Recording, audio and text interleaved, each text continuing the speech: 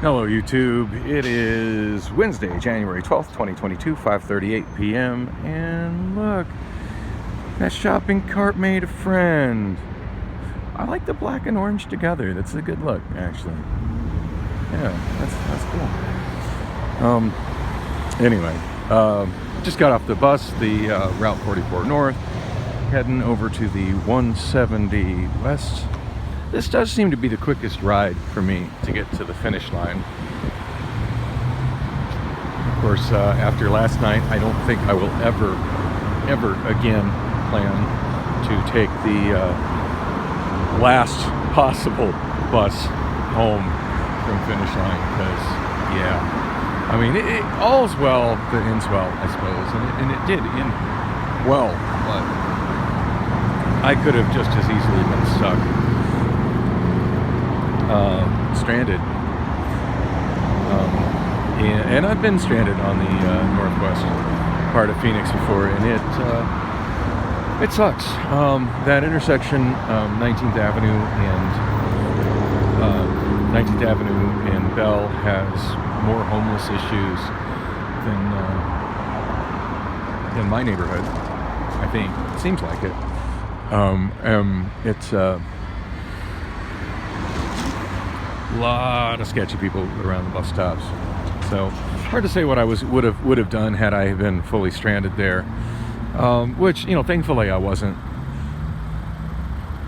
To be honest, I'd have probably walked the whole thing, although I do recall when I was showing, and I wish I could remember the names of the couple that I was hanging out with, because I honestly really didn't hang out with Sean. I mean, I said hi to Sean, talked to Sean a few times, but I didn't, you know, Sean was out with friends, and I didn't know the friends, and so, you know, other than coming up and talking to Sean, you know, briefly a few times, I didn't really, yeah, I was just hanging out with the people that sat by me, and they just were super friendly, and we clicked pretty good, especially the guy in the couple. Wow, that is a nice scooter. I'm not sure what model that was, but it had front and rear suspension. That looked like a hell of a nice scooter. Dang. Anyway, he gosh, what was I going to say? The brain just stopped on me. Yeah, so him and I really clicked, just talking about, he was around my age-ish, maybe a little older, maybe a little younger, I'm not sure, but was involved in the local Phoenix music scene, like all through the 90s, as was I.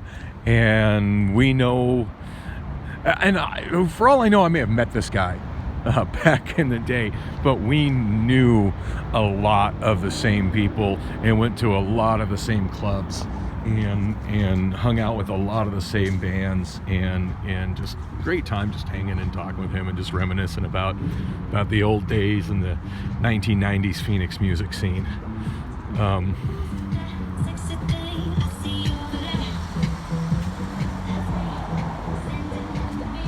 Wow, that guy's SUV sounds like a gay bar.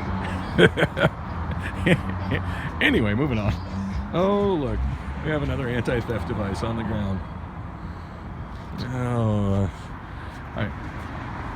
you know, at this point, I don't know whether I'm more bothered by all the shoplifters or the fact that all the shoplifters are littering.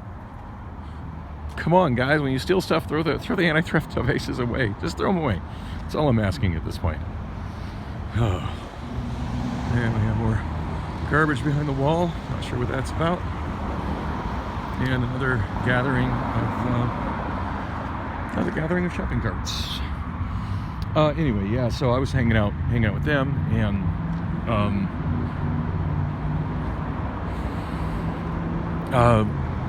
so trying to show them exactly where I lived, relative to the bar, because one thing about Phoenix is people do get very regional here. Like, you kind of live in a part of town, and the city is so massively huge and so massively sprawled out.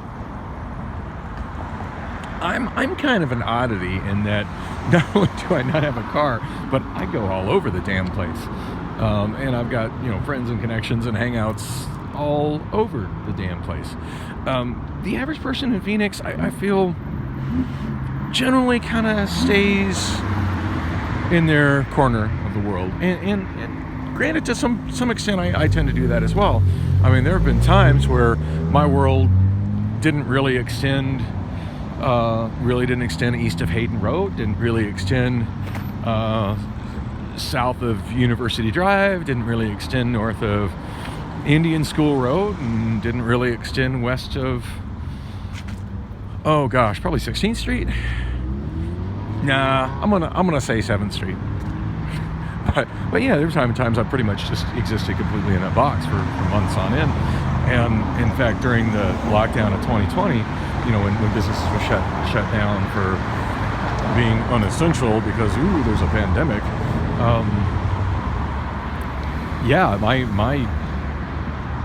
My world got even smaller. For most of that, I did have an electric scooter. But yeah, my world didn't really get much farther. And I had my car then.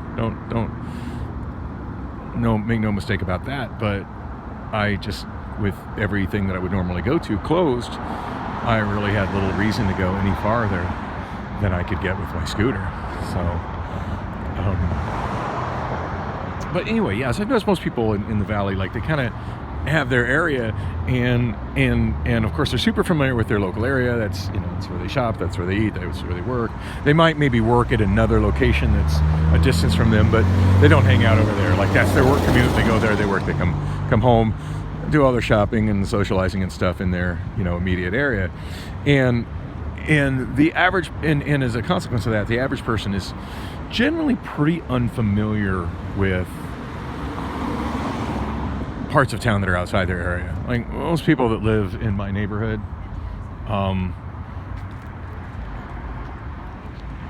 don't ever go to Tatum and Bell. Don't know what's at Tatum and Bell. Have no reason to go to Tatum and Bell.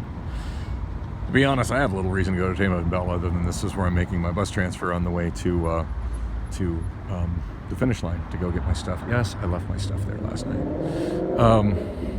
And the finish line bar does not have a phone number, so I had no way to call them. I'm just crossing my fingers that, like the last time, somebody recognizes that as something that somebody wants and hangs on to it in the office for me. I know I'm tempted fate doing that, but hopefully they do. Anyway. Oh, by the way, my weight here, I checked it. I should be here about 14 minutes, so not bad. I'm cool with that. So yeah, as I was showing this couple, like, just where I lived, and then having some fun with Google Maps. With Google Maps, you can have it like plot a route between point A and point B, and which I did. Point A being the bar, point B being my home. And then there's different tabs or different like buttons that you can press below it. And by default, it shows driving, because of course it does. But you do have the option of public transit. Now, I thought it was really funny that when I clicked on public transit, it showed something like an hour and 45 minutes, because to me, that's a lie. I mean, when it calculates the time to get someplace for public transit, it should really look at schedules in real time at that moment. And at that moment, it was, I would say, about 11:30 p.m. And the next bus that I could catch in the way of that would take me towards home wasn't going to be until after 4 a.m. So yeah, whatever that hour and a half was, that the Google Maps app should really put another 4.5 hours on top of it, because that's really how long it will take me to get to transit. Because yeah, the amount of time you spend waiting at a bus stop, that's certainly part of how long it takes you to get to where you're going in transit. Don't take that time. Don't not count that time and paint a prettier picture than the reality of how long it's going to take me to get home. Anyway, it did give me two recommended routes for walking. Walking is one of the options, and I tell you, if there's anything that gives you an idea of just how ridiculously large Phoenix is to go on Google Maps and do a point A and point B, and then click the walking tab and see how long Google thinks it would take you to walk it. Google said it would take me about 5 hours. So I genuinely believe I could walk it faster than that. I tend to walk at a pretty brisk pace, but still 5 hours. Damn. I did like the route it recommended. It just suggested I walk down 19th Avenue to the Arizona Canal, walk along the path on the Arizona Canal to 44th Street, and just walk down 44th Street to Oak, which is actually not the route I would do. If I was going to do that, I'd probably take the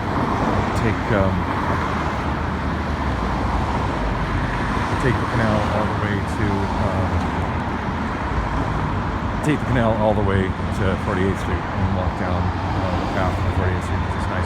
Anyway, my bus is here. I'm on my way to the bar. Hopefully, my stuff is still there. 10, 11 minutes for the bus transfer. Not bad at all.